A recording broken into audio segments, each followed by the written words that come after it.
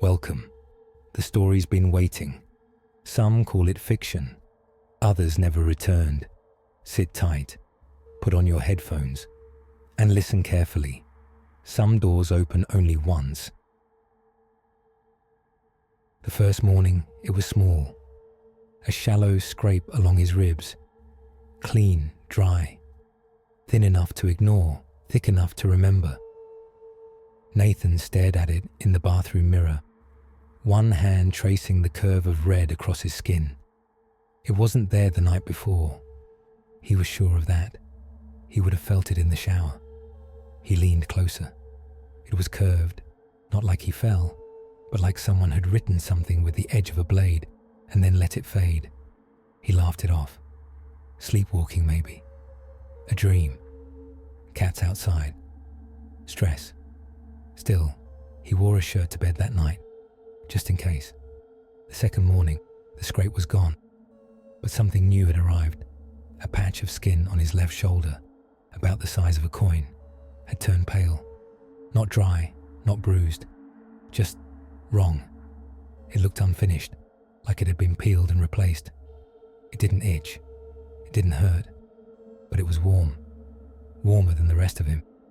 He stared at it again in the mirror, touched it. The texture wasn't skin anymore. It was smoother, slick, like wax. And when he pressed harder, it shifted, just slightly, as if there was space beneath it. That night, he didn't sleep well. He kept waking up in strange positions.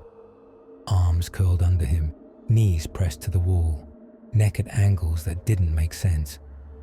He woke with dirt under his fingernails and dust on the soles of his feet. But the door was locked. Always. The windows shut. No signs of entry, just that growing, creeping sense that while he was asleep, something else was awake. The third morning was worse. The patch of pale skin on his shoulder had spread. The edges of it curled down, reaching toward his ribs, like something was trying to climb beneath his skin, pushing outward, pressing its way through. It wasn't painful, just strange. Nathan couldn't stop looking at it, even as he dressed for work, even when he told himself it didn't matter. It wasn't a bruise, it wasn't a burn, it was something alive, pushing. He could feel it, a faint pulsing beneath the surface. He touched it again. This time, there was a slight shift, almost like the skin beneath it was moving, not as part of him, but against him. The sensation made him shiver. He looked down, half expecting to see something crawling beneath the skin, but there was nothing. No bugs, no wires, no marks, only a smooth patch, too smooth. He clenched his teeth, trying to ignore the throb in his chest, the knot of nausea swirling in his stomach. Something was wrong. The rest of the day passed in a blur. He wasn't focused. Every time his mind wandered, his hand instinctively moved to the patch of skin where the sensation was building. It wasn't just movement. It was something else, something unnatural. By the time he got home, it was hard to breathe. His head was heavy, his legs weak. He locked the door behind him and tried to forget what had been happening, but he couldn't. He reached for his shirt and pulled it off, stared at the growing space on his skin, now stretching down his side. His breath caught when he saw it.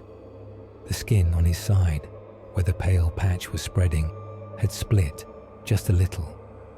A thin crack, deep red and raw beneath the surface.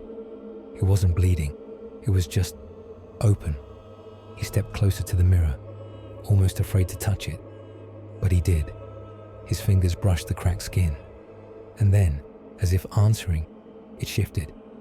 He pulled his hand back. His reflection didn't move, but something inside him did. Something unfamiliar, something moving under his skin. The night was worse than the day.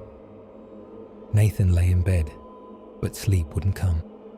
The room was too quiet, too still. The soft hum of the fridge, the faint rustle of the trees outside, All of it felt far away, as if they weren't even real. His skin felt too tight, the muscles too rigid beneath it. He shifted, pulling the blanket closer, but then he felt it again, that pressure inside his skin, like something heavy was pressing against the walls of his body, trying to get out. He sat up, breathing quickly, heart racing. The pale patch on his side had grown. It had spread down his ribs, creeping lower, down toward his stomach, toward his hips. It wasn't just moving now. It was alive. He couldn't ignore it. With shaking hands, he pulled the blanket back and looked down. The crack in his skin had widened. Something was inside him. A tangle of roots, not real, but there, worming under the surface of his flesh. Thin, pale lines of veins twisting like vines, crisscrossing through his abdomen, spreading down toward his legs. The sensation was revolting. He could feel it crawling, pushing, like it was growing. But he couldn't stop it. The thing inside him was moving, stretching his skin, making him feel too full, too much of something that wasn't his. He dug his fingers into the crack. The skin was soft, like tissue paper, but underneath, something else was pressing.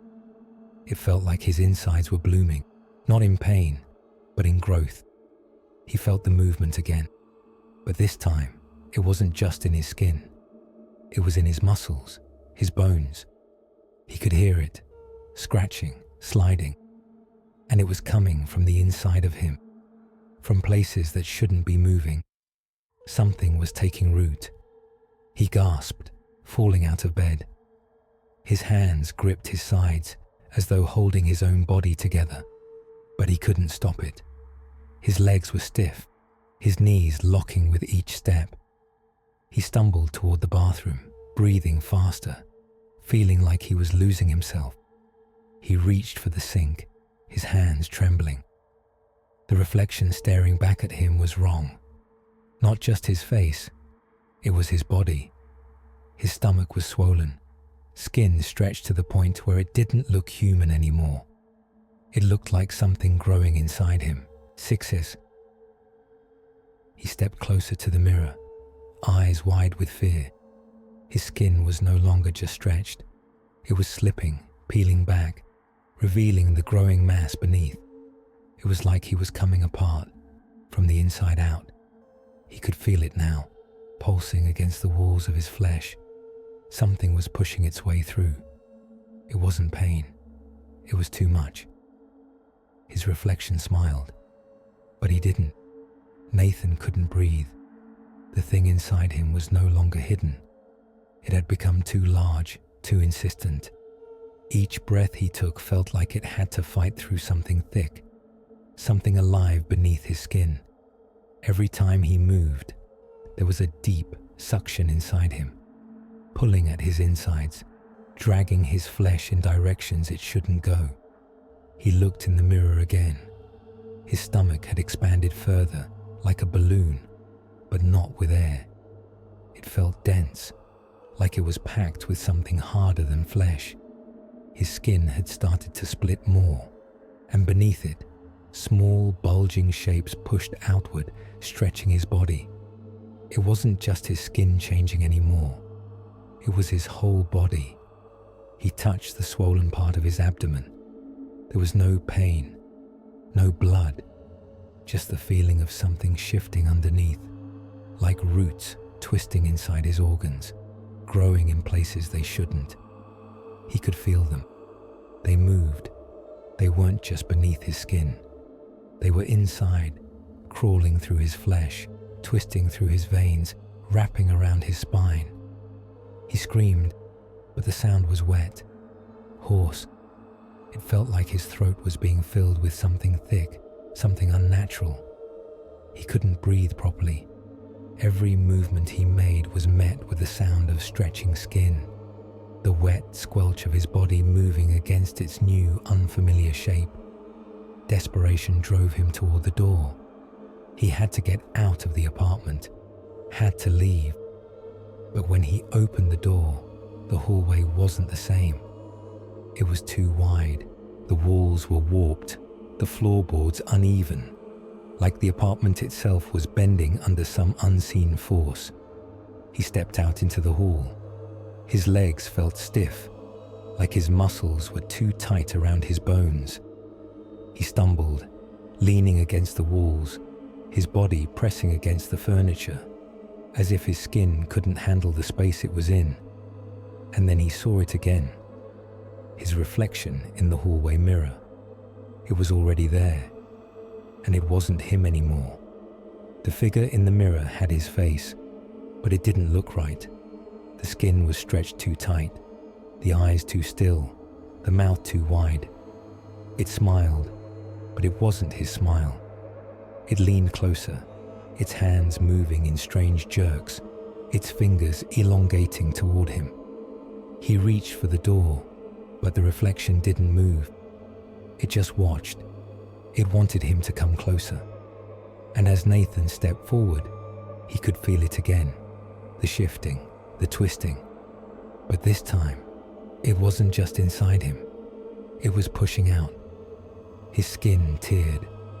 Something thick, black and wet poured from the wound in his stomach, splattering to the floor. It wasn't blood. It was something far worse.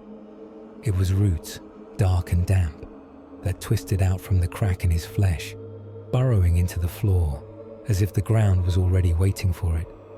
The reflection smiled wider, and in the moment before he collapsed, Nathan understood. He wasn't leaving.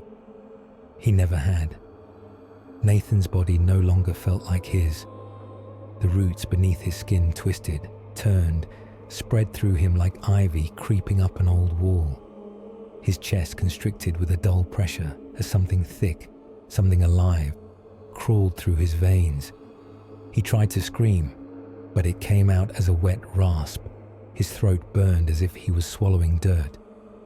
The mirror, his reflection, still smiled back at him. But now it wasn't just a reflection. It was him, or at least what had been him. The face was distorted, stretched, like it was too tight for the skull beneath it. He pressed his hands to his chest, feeling the new skin. Not skin, no longer flesh, but something slick, cold, and growing. It pulsed under his fingertips, almost like it had a heartbeat of its own. His stomach churned, and he doubled over, retching. But nothing came out. He had nothing left to expel. The roots inside him had consumed everything. His essence, his memory, his body. And now they were taking his mind too. He looked down at his hands. They were no longer his. The skin had turned a sickly green, thin and translucent, with veins pulsing beneath. His fingers bent unnaturally, too long, too stiff, as if they weren't meant to move that way. The air in the room felt wrong. It smelled like earth, damp and wet, like something was growing inside the walls, under the floorboards. He turned toward the window, and for a moment, he thought he saw movement beyond the glass. No, it wasn't beyond the glass. It was through it. Outside, the orchard had crept closer, but not in the way trees naturally grow. No, this was different. The trees moved, shifted, closed in on the house. Their branches were thick and grotesque, swollen with fruit that looked like it was breathing, the apples pulsating with a sickly glow. The orchard was alive. It was never meant to be just trees. The roots, those damn roots, had already breached the foundation. The ground outside was soft, as if it had been watered with blood. The soil had found its way in. It was coming. Nathan stumbled back, but his feet caught on something soft and wet. He looked down, and he saw roots already creeping up his legs. They slithered around his ankles like snakes, tightening with each breath. No, no, Nathan gasped, but the words were hollow. The air was thick, suffocating. He didn't know if he was still speaking, or if the ground was speaking through him. He reached for the door, but before he could touch the handle, The walls shifted again. They were closing in, not just physically, but mentally. The room began to feel like it was bending, warping, like his body was no longer connected to reality. He wasn't just in the orchard now. He was becoming part of it. The last thing he saw before the door opened, or rather, before the walls opened, was his reflection. It didn't move anymore. It simply waited. Its smile was wider now, jagged. The eyes were no longer his. They were hollow, dark, with something growing inside them. The roots were moving through them too. And as the door opened fully, the orchard stepped in. Вот, часть 6.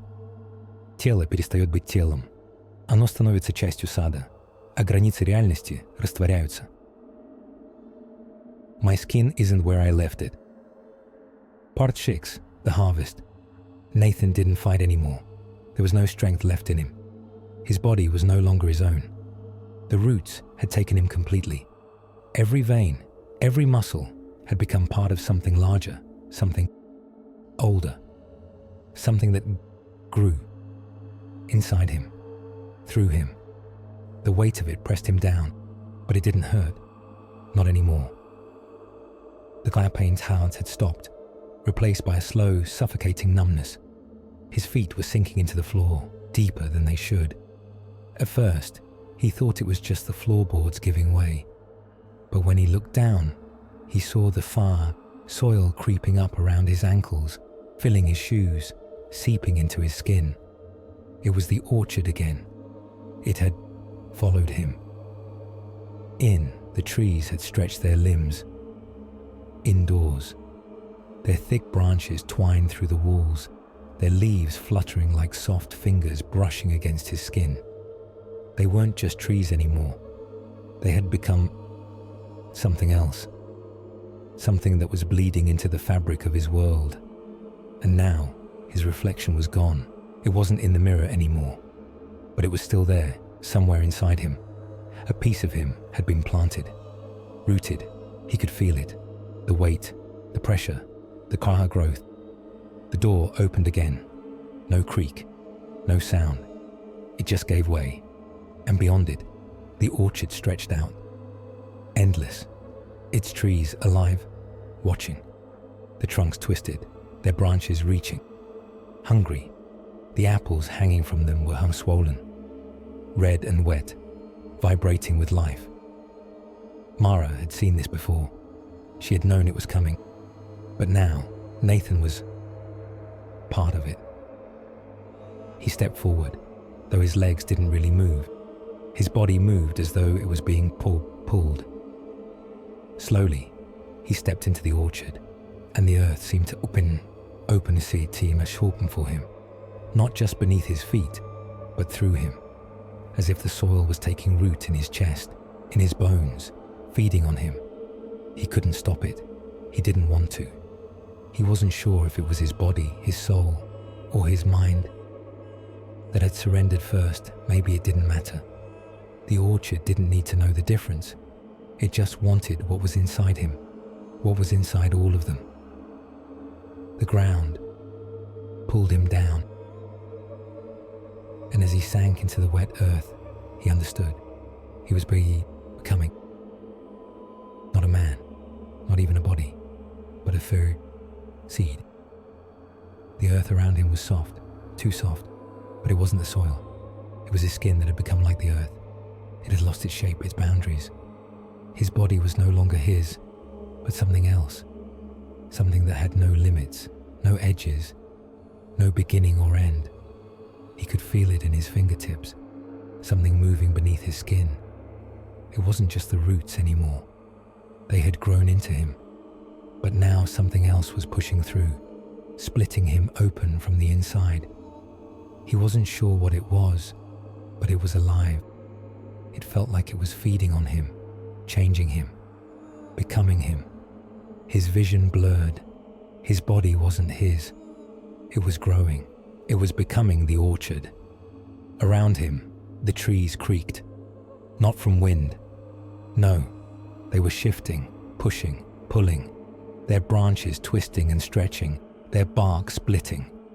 The roots were spreading, sinking deeper into the earth, like they were calling to him, waiting for him to join them. He felt it, deep inside him. Something soft, something wet. It was like he was being pulled into the ground, into the earth, like he was being buried alive. But it didn't feel like death. It felt like he was being reborn. And then he saw it. Through the haze of pain and growth, he saw something rising from the earth. It was Mara. Her body was changing, just like his. She had been buried in the same soil, absorbed the same life force, and now she was becoming something else. She was growing. Her body had swollen, the skin stretched thin, and beneath it, something moved. A seed. She was a seed now. She had always been one. Her eyes flickered open, but they weren't hers anymore. They were the eyes of the orchard, empty and filled with something dark, something alive. She smiled, but it wasn't her smile. It was a hunger. The fruit she had become hung low from the trees, pulsing with life. Not human, not even animal, just life, and the orchard fed. He reached out to her, not with his hands, but with roots, stretching from deep inside, where the soil had taken him. She reached back, and in that moment, Nathan understood. There was no leaving. There was no escape. The orchard didn't take them because it was cruel. It took them because it needed them, because it was alive, because it always had been. They were part of it now. They would always be part of it. Nourished, fed, grown, and they would never leave. The orchard had no mercy, and neither did the body. Nathan could feel it now, in the skin that wasn't his own. It wasn't the transformation that hurt, or the suffocating pressure of the earth around him. No, it was the weight of what was growing within him, what had already taken root, taking full possession. His flesh wasn't his, it was the orchard's, growing its seeds, swelling under a darkness that never slept. He couldn't remember when the skin stopped stretching, when the feeling of being human left him, because he no longer had that shape. His arms were long and twisted, fingers gnarled, thick with vines. His mouth, a slit now, wide and jagged, no longer human, but something alien, a mouth of the earth. It didn't scream. It didn't speak. It hummed with the energy of roots. Across from him, Mara, no longer Mara. The thing that had become her was blooming, not in the way a flower opens, but in the way something begins to consume everything around it. She stood, her body cracked open like a fruit too ripe, tendrils of roots spilling from her chest, her throat, moving like they were alive. No, they were alive. Her eyes were hollow, yet they gleamed with a black, hungry light, and the mouth stretched impossibly wide. "Mara," Nathan whispered, but there was no answer. She didn't need to answer. She had no words. She was becoming the orchard, becoming what it needed. The wind started to stir, but not from the outside. It rose from the ground. The orchard was speaking, in a language of growth, a language of roots and decay. The earth itself sang, low and heavy, deep beneath the soil, and the trees, those gnarled, twisted things, shuddered with joy. Nathan could feel his skin split open once again, but this time there was no pain, only the sense of release. The skin peeled back in great swaths, leaving patches of something pulsing beneath. Not flesh, not bone, but fruit. And there it was, the pod growing from within, becoming something, not human. He let it happen. There was no choice now. He was part of it. He was part of the cycle. He opened his mouth, and as the earth cracked around him, the words that came out were no longer his. They were the orchard's, they were the earth's, and they spoke of what was to come. The growth would never stop. The roots would never stop spreading. And now, Nathan was as much a part of the soil as the trees, as the fruit. He was a part of the endless cycle. And as he looked down at the orchard below, vast, stretching in every direction, its pulse stronger now, he realized this wasn't an end. This was a beginning. Not for him, not for Mara, but for the world they had left behind. The world that had already forgotten them. And now they would feed it. They were the fruit. They were the harvest. And they would never leave.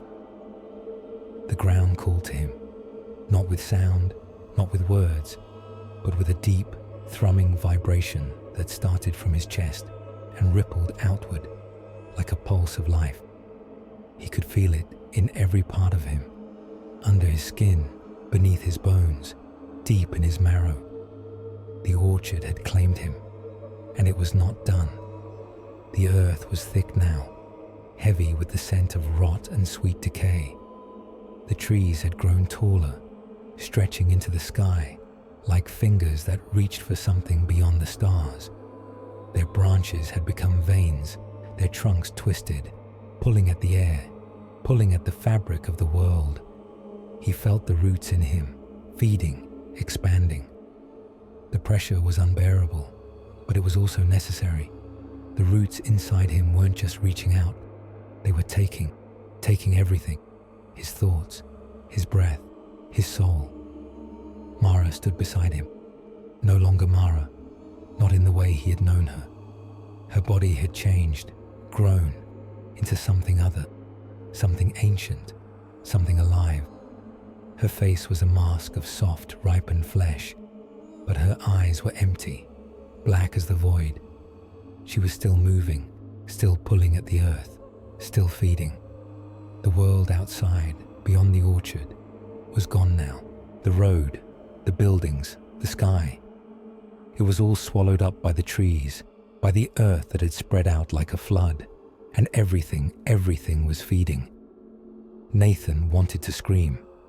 He wanted to remember himself, the man he had been, but it was too late. The man was gone. The roots began to push through the ground around him, thick and knotted, like they were searching for something, reaching for something. They twisted and cracked, splitting the soil like veins beneath skin. And Nathan understood. He had been planted here. He had been planted so that something else could grow. He could feel the life inside him, the seed, pressing forward, sprouting, ready to reach up to the sky. But this life wasn't his. This life wasn't human. It was the orchard's. He was the fruit, the harvest, the beginning. Around him, the orchard shifted. The ground trembled with the weight of roots. The trees swayed like they were listening to something far below, something calling them to bloom, to reap what had been sown. Mara stepped forward. She was becoming the earth. She was becoming the orchard. Her legs sunk into the ground, into the soil, and the roots wound up her body like snakes, feeding, taking, growing. And then the final shift. Nathan's skin cracked open, the last vestiges of his humanity falling away like dried leaves. His mouth opened to let the earth inside, to let the roots inside. He wasn't flesh anymore. He was something else. He was the fruit, and the orchard would never let him go.